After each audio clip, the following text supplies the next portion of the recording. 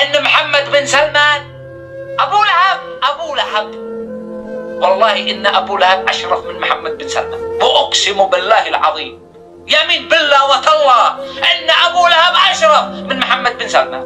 واني اعتذر عفوا يا ابو لهب لاني شبهتك بمحمد بن سلمان. عفوا عفوا والله ان محمد بن سلمان আমি গত 2 দিন আগে একটা ভিডিও করছিলাম যে বর্তমানে আপনার সৌদি আরবের প্রিন্স সালমানকে আবু লাহাব নামে আখ্যা দিতেছে বিভিন্ন দেশের মানুষ। আমিও এমন একটা আখ্যা দিয়ে গত 2 দিন আগে একটা ভিডিও করছিলাম। আবু লাহাবকে আমি আপনাদেরকে বলি, যারা জানেন না তাদের উদ্দেশ্যে বলতেছি।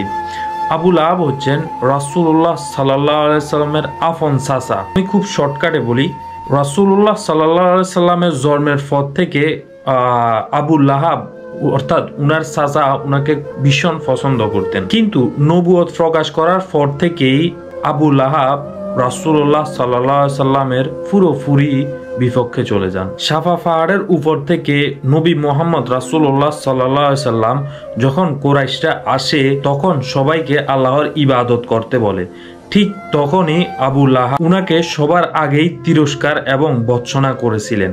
ইসলাম ধর্ম ও মুহাম্মদ সাল্লাল্লাহু আলাইহি সাল্লামের বিরোধিতার কারণে উনাকে ইসলাম বিরোধী বা ইসলামের শত্রু পরিগণিত করা হয়েছিল। তার স্ত্রী উম্মে জামিল নবী মুহাম্মদ রাসূলুল্লাহ সাল্লাল্লাহু আলাইহি সাল্লাম চলার পথে সব সময় কাটা বিছিয়ে রাখতেন। পরবর্তীতে সূরা লাহাবে তার স্ত্রীর দুর্ব্যবহারের জন্য নির্ধারিত শাস্তির বিবরণী তুলে ধরা হয়। উনি হচ্ছেন এই আবু লাহাব, যিনি বর্তমানে সৌদি আরবের প্রিন্স সালমানকে সবাই বলতেছে যে সৌদি আরবের প্রিন্স সালমান বর্তমানের আবু লাহাব। দেখেন, এটা বলার মূল কারণ হচ্ছে যে, আমি মূলটা বলতেছি, এটা বলার মূল কারণ হচ্ছে যে গত কয়েকদিন আগে আমি একটা ভিডিও করছিলাম।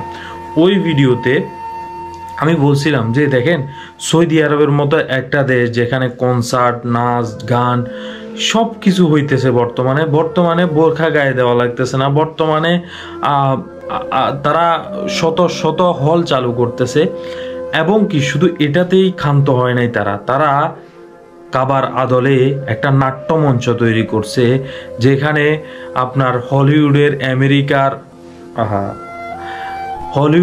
আমেরিকার নায়িকারা গায়িকারা এসে নাচতেছে কাবার আদলে, যেখানে আমাদের খুব কষ্ট লাগতেছে যে আবু লাহাব না বলার কারণটা দেখেন।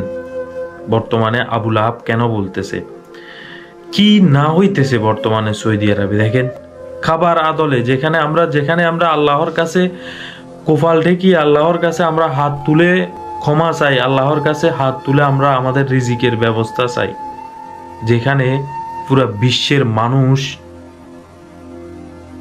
নামাজ পড়ে কেবলা করে। ইয়া আল্লাহ,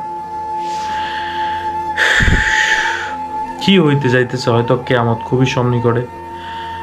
সবাই দোয়া করবেন যাতে সৌদি আরবটা এমন দুর্দশা না হয়।